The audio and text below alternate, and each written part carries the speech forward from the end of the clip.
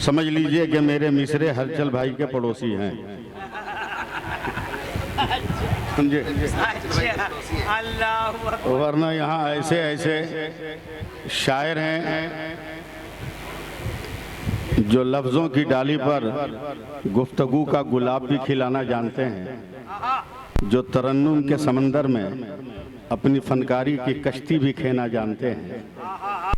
ये सब लोग हैं, मगर मुझसे सिर्फ 4 मिसरे सुन लीजिए, एक सुकून बनाइए, शांति बनाइए।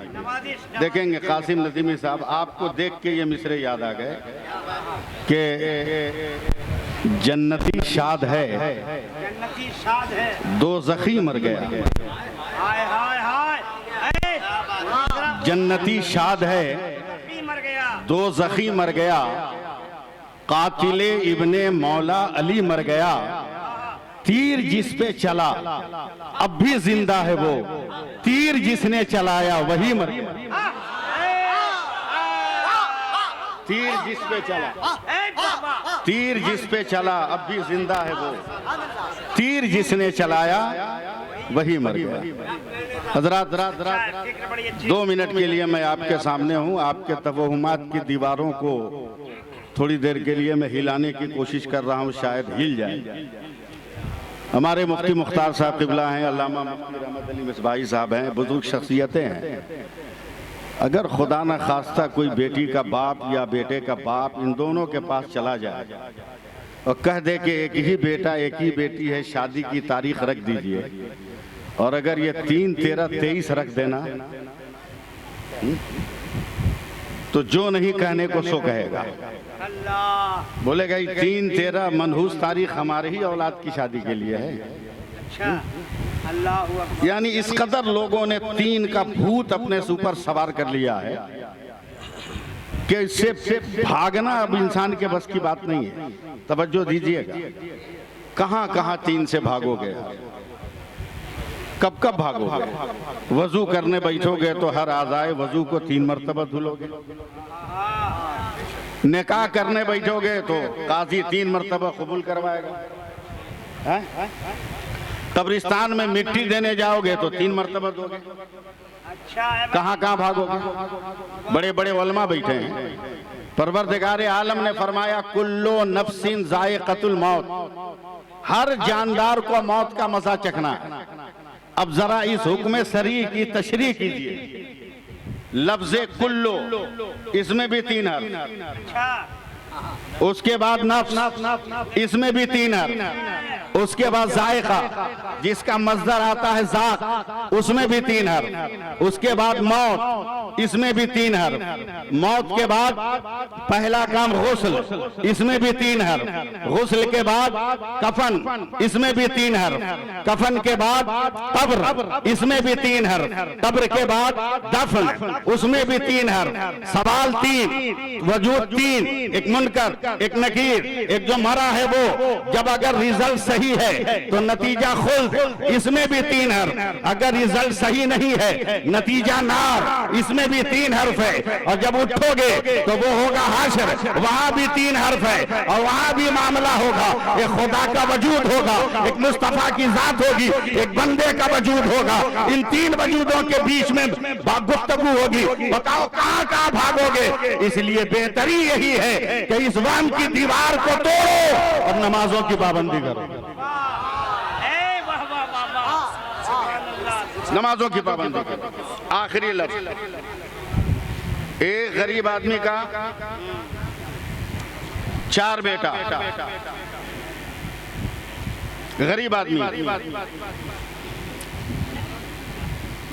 6 कट्ठा जमीन का मालिक। एक दिन बाप ने कहा बेटो आओ ना हम लोग अपने रहने के लिए मिट्टी का मकान बना लें। काबा मकान बनेगा तो 5, कहा 1-1 कट्ठा पे 5 बना लो, 1 कट्ठा रहने दो। 1-1 कट्ठा पे 5 घर बन गए। 6ठा कट्ठा का जो हिस्सा था, बाप ने कहा बेटो अगर इजाजत दो तो हम वहां एक घर बनाए जिसमें हम नमाज पढ़ेंगे, दुनिया वाले उसको अल्लाह का घर कहेंगे। तवज्जो देंगे आप, मैं क्या कह रहा हूं। बेटों ने कहा अच्छी बात है। अब जो लोग देहात के होंगे वो मेरी बात समझेंगे कि मिट्टी की दीवार कितनी उबड़ खाबड़ होती है, जब तक न लिपो, जब तक उसकी लिपाई पोताई ना करो।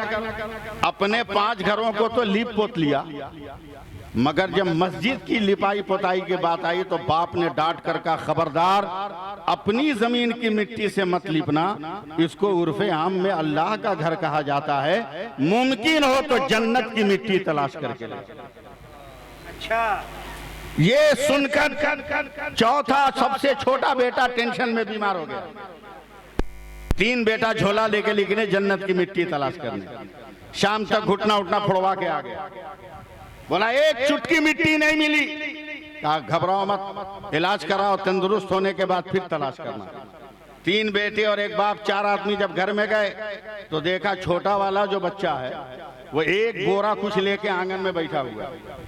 बोला ये क्या है? बोला अब्बा जन्नत की मिट्टी। बोला खबरदार झूठ मत बोलो, तू तो घर से निकला नहीं, फिर जन्नत की मिट्टी कहां से? कहा मुझको बुखार लगा था, मैं सोया था, अचानक माँ ने झाड़ू देना शुरू किया, मेरी आंखें खुली, माँ के तलवे पर पड़ी। जैसे ही माँ ने पाँव को उठाना रखना शुरू किया, वैसे ही मेरे पैगंबर की हदीस याद आ गई, ऐ लोगों तेरी जन्नत तेरे माँ के कदमों के नीचे है। तो दिन भर जहाँ जहाँ माँ ने कदम रखा, मैंने वहां की मिट्टी उठाकर इकट्ठा कर लिया।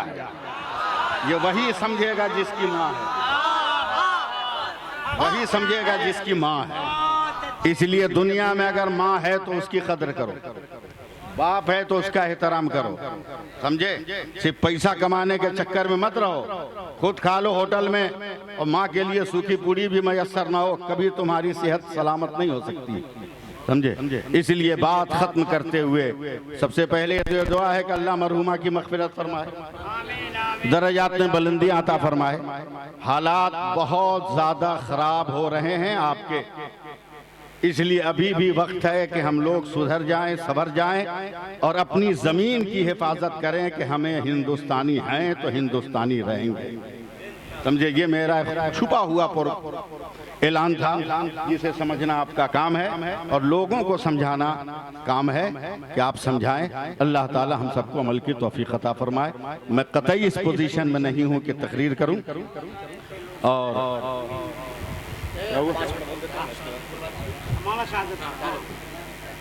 आइए वाह, मोहब्बत